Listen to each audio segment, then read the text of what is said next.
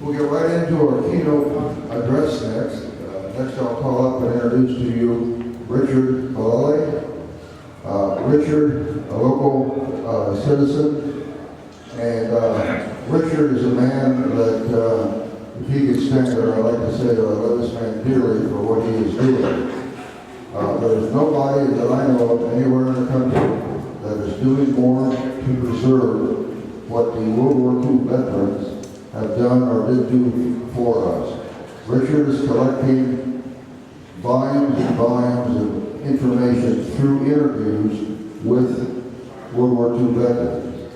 And he'll speak for himself, of course, but do welcome Richard Mullally. Richard?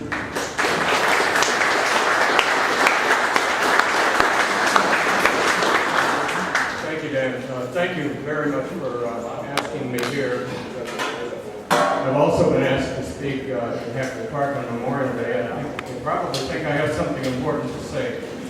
Well, you're not going to see me using any notes today because I'm going to speak from my heart. The last 2 years have been a life-changing experience for me, and I'd like to share that with you and ask you to become a part of that also. We heard some rousing, inspirational music a little while ago, and my mind went back to 9/11. And like all Americans, not only do I remember where I was and what I was doing, but I remember what I was thinking and saying. I said to my sister and brother-in-law while we were watching the second plane hit, thank God we live in the country that's being attacked rather than the place where those wretched people came from. And it's a little bit like when we were attacked almost 70 years ago also. I'm going to ask you a question, but I'm going to wait about a minute for you to raise your hands. I want you to think about it for a moment. The question will be, how many of you know for sure that you have a person in your family, living or deceased, who served in World War II? Don't raise your hands yet. Just think about it. Think about your older relatives or brothers or sisters. People often ask me why I got started doing this. That's the most obvious question, because spending 6 days a week doing it for free, there's got to be a reason. And the reason is I was born right exactly at the end of the war. The Germans had surrendered, but the Japanese were still fighting on. And as a kid growing up, I didn't even know there had been a war. Of course I didn't know, I was just a kid. But as I started to get a little bit older, I started to hear that this uncle or that cousin had served in the war. And then they would say World War II. So I started to understand it, but the first real impression on my life was when my first uncle died. I'm talking about the first uncle who served in World War II and was injured on Saipan. I went to his funeral. And I expected it would be like all the other funerals I had attended of my older relatives, but no, it was a military service. Nothing has ever grabbed my attention like that did. It made me aware of how important what he did and what the millions of other people did was. I have learned by talking with my other relatives, who are mostly gone now, what happened in World War II. Because they're gone, now I'm speaking to my substitute uncles and cousins, the people who have been fortunate to have a much longer life than average. I hope you've been thinking about your relatives. I have 14 members of my family who served in World War II. How many of you know that you have at least one? Good, call me. Those people deserve to be remembered. As I'm looking out on your faces, I know that some of you are already in the book. This is the book. The only people who ever see this are the veterans and the veterans' family.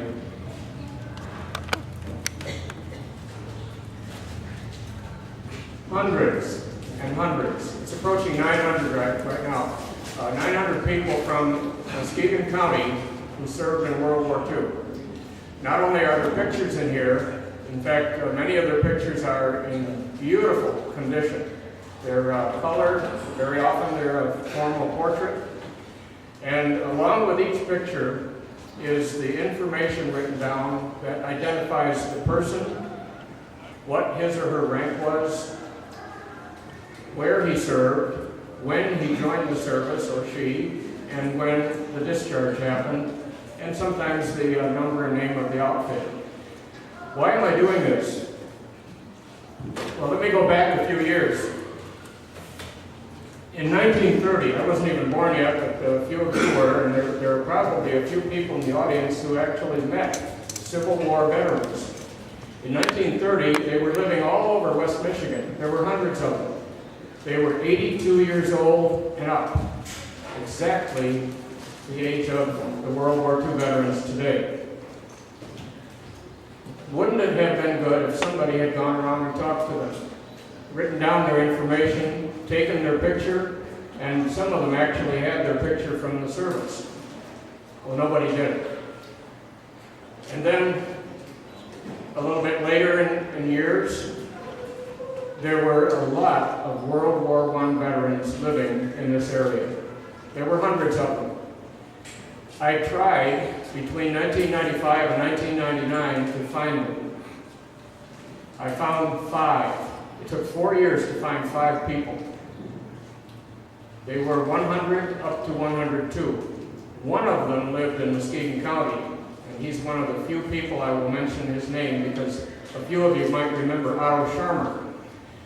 He was 100 when I met him, and I visited him several times over the years, and I got all his information written down, and he died at the age of 105, the last World War I veteran in Muskegon County. I realized when I was doing that, I had the greatest experience traveling to 5 different counties to meet these 5 men. I learned a lot about what they had done. I gained some knowledge and some appreciation. But I said to myself, it was in the back of my mind, I said, I've been talking to World War II veterans too, my uncles, my friends, other people, just in an informal way, and saying thank you to them. But I decided 2 years ago, it's time to do something serious. I worked for 15 years on the smoke-free ordinance in Michigan, and the very day that I heard on the news that Governor Granholm was going to sign the bill, this was months ahead of the actual signing, and the deadline, I said, I'm done with this project. I will no longer be able or want to talk to the restaurant managers and owners in Muskegon County to try to convince them to go smoke-free. Thank God we can go to any restaurant in the entire state for the rest of our lives and we'll never hear that question, smoking or not. Well, as soon as I was done with that, I immediately started, and it was that day, visiting my remaining relatives I had never talked with. And then I figured, I was so naive, I thought, well, I might meet 50 veterans in West Michigan from World War II. There are well over 1,000 in Muskegon County alone who are living.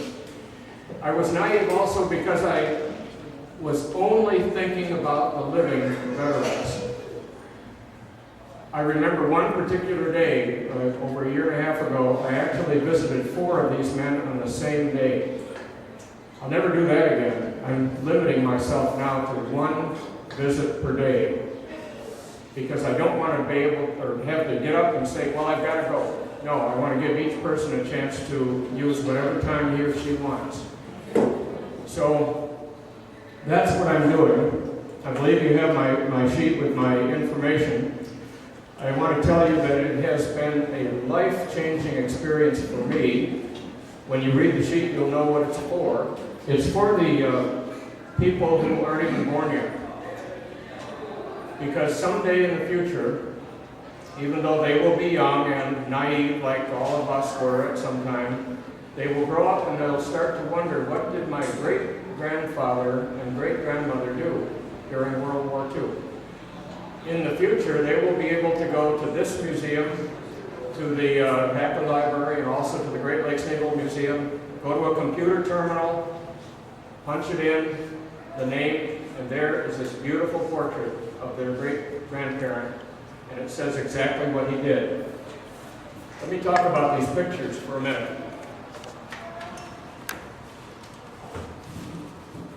Sometimes there is no picture at all. The veteran says, the pictures were lost, the house burned down, they were sent out to children and we never saw them again, so I have to take the person's picture. That's quite rare. I think I only have about 15 of those out of 900. But I will do that just to preserve the person's memory. But sometimes we get amazing, wonderful portraits. So many widows in this area have their husband's picture from World War II. Sometimes it's framed, sometimes it's on the wall. And all I need to do is meet that person, take a picture of the picture, and then write down the information. And that's it. Sometimes these meetings last more than just a few minutes, though. They can be quite emotional. I'd like to talk to you about another thing I was very naive about. I was only thinking about the men who served in World War II. It never occurred to me. I wasn't even thinking until my sister said, you should go talk to my friend. She lives over here and she was an Army nurse. Well, my sister woke me up, and now, after considerable work, we have 25 on this page, we have 5 here, but that's 30 out of 900. The women are so hard to find for a number of reasons. First of all, there weren't as many of them, and second, they don't go around wearing the caps that say World War II veteran. Third, I don't walk up to them on the street like I do with older men and ask, were you a World War II veteran? I have had such luck with these older fellas. I can usually pick the right age, but sometimes I get a Korean War veteran and I say, thank you for your service. You did look a little young. But I can't do that with the women. That would be counterproductive. The only way that I have been able to find these ladies who served as, well, you have it on your sheet, 11 different groups that women served in during the war. The only way I found any of them is when somebody informed me that I should check with this person, or you should talk to my mother. Or my mother has passed away, but she was a WEC, and we have a beautiful picture of her. So again, think about your relatives. If your veteran ever lived in Muskegon County even for one day, he or she is welcome in this project. The most extreme case I had is I was at a Seminole Shores, and this man was having his meal, and I just asked him, and he said yes. He had just moved from Georgia the day before. So I got his picture and information, and he's in the book, and then he died. So he lived here a few days, and that was it. When I look in the Chronicle obituaries, and I see a veteran I've already talked to, of course I'm sad, but I'm happy too that I did get a chance to meet that person and make sure his memory is preserved. But so often I see a name appear I've never heard before, and he was a Navy CB, or he was in the Army Air Corps. He's gone. I have had a little bit of luck contacting the families of those people who have passed away, but you maybe have somebody like that in your family. Call me, and I will get with you, and we will put that person in the book. You might think I'm single-minded, talking only about World War II veterans. There were approximately 16,000 from Muskegon County. I'm only at the 900 level now. So I sometimes get asked, my brother was in the Korean War, can you include him? And I say, well, you're going to have to find a younger person, somebody else to take over the Korean War veterans and do for them what I'm trying to do for these. And I regularly get people who say, well, my uncle lives in Ludington, but we've got a great picture of him. And I say, well, you've got to find somebody in Mason County to do that. And then I remind them of the price of gasoline. The funniest thing I ever heard was when a lady, as I was leaving, and I had her husband's picture in my camera, she said, "Oh, I'm so glad they're doing this." And I said, "They? Who are they?" It would be so wonderful if I had a staff of people working with me, but it's just one person. And I'll tell you right now, if a living veteran calls me, that person goes to the top of the list. Well, let's face it, the time is short. And even if it's a widow or some other person, when a person calls me, I get right with that person and take care of that situation within a week or so. I have literally hundreds of names on my list of people to call. And I'm the only one doing the calling. So when somebody calls me, that's pretty special, because how do you think it is when you call an elderly person and you are a stranger and you try to convince them that you're not a telemarketer and you're not trying to sell them anything or rip them off? It is a difficult thing. So if I have somebody who calls me and already knows about the project, like every one of you knows about it, that's really nice, because that makes it so much easier for them and for me. I don't get hung up on, in other words. Let me talk about one more person I will mention by name. There were about 400 people from Muskegon County who died in the war, for every kind of reason you can imagine. Most of them, of course, combat, but others in all sorts of situations. I'm going to show you a person and show you her name, and I'll bet hardly anybody in the whole West Michigan area knows that one of these people was a woman. Her name was Louise M. Famiano. She was a corporal, Women's Army Corps, and she was overseas. Now that was a little unusual in itself. She wasn't a nurse, but she was overseas. What was she doing over there during the Battle of the Bulge? I don't know. This picture was in the Chronicle a year before she was killed.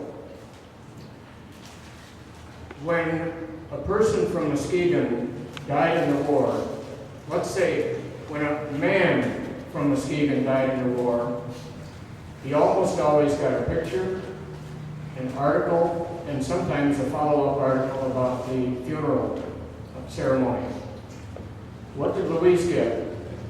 She got a part of a sentence, no picture, and I can testify to that for sure. The only woman killed in the war from this county was not pictured, because I went through the entire month of December of 44 and January of 45. There's no mention of her except a part of a sentence that says, "Whack Corporal Louise Famiano, killed in Belgium." Not even the date or any details. Well, that's not fair. I wondered if her name was chiseled on the monument at the causeway. No, it's not. I wondered if she would be listed in the official records that the Chronicle has published a number of times and then added more names to it. No, she's not there. I don't know why the women were not given the same dignity and respect the men got, but I've talked with some of them who are in their 80s and 90s now, and they freely admit that they did have some discrimination. It was thought that they didn't belong in the service. There were snide comments and other bullying kind of activities. And maybe that's why it's so hard to find them today, because they've just become ordinary citizens, besides changing their last name, which is a big barrier. How can you find them when they don't have the same name they used to? But then maybe they don't even want to admit.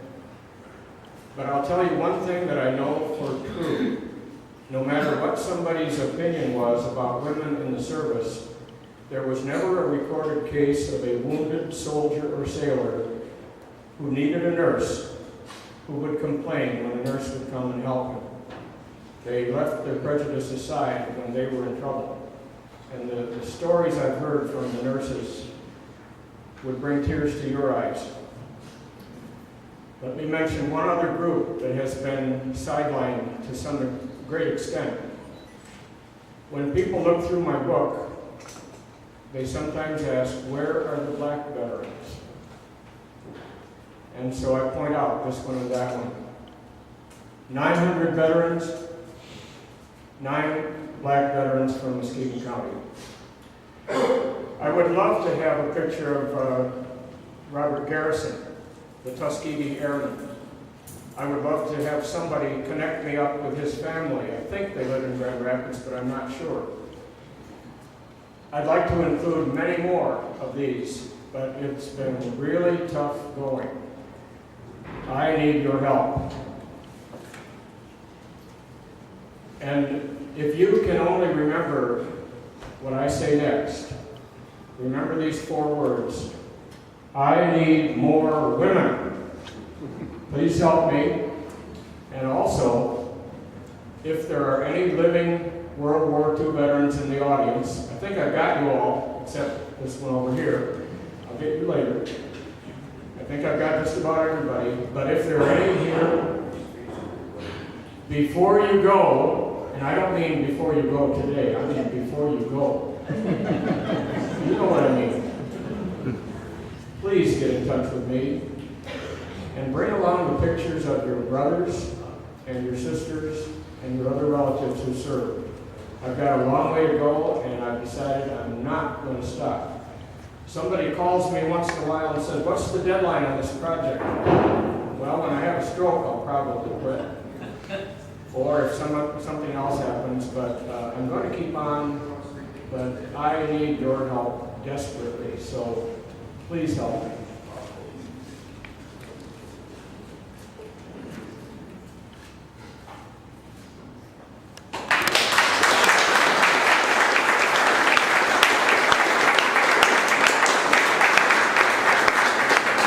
You see why we needed him for a keynote speaker. What he's doing is so important. We kind of tail along after Richard because we end up with a lot of memorabilia, artifacts, uniforms, those kinds of things that are passed to us because of the interaction of Dick with his family, with Richard with his families. So you not only benefiting the veteran by getting his story down, you're benefiting this museum that's preserving the history of that veteran. So very important.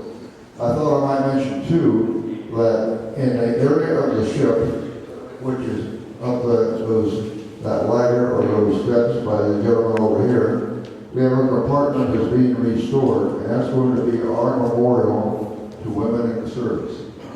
And we have many artifacts that have been donated to us or we have found, and we're always looking for more. Kind of like Dick's looking for stories, we're looking for artifacts. And we will have a memorial to women in the service. It's very important that we do it. We feel it's very important that we do that. Okay. Dick, step back, or Richard, step back up there, please.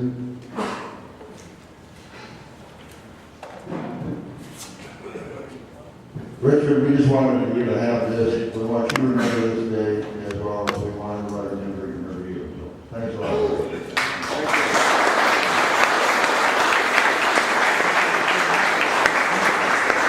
I didn't expect this, of course, and I've got one little story to tell you again. I won't mention the name.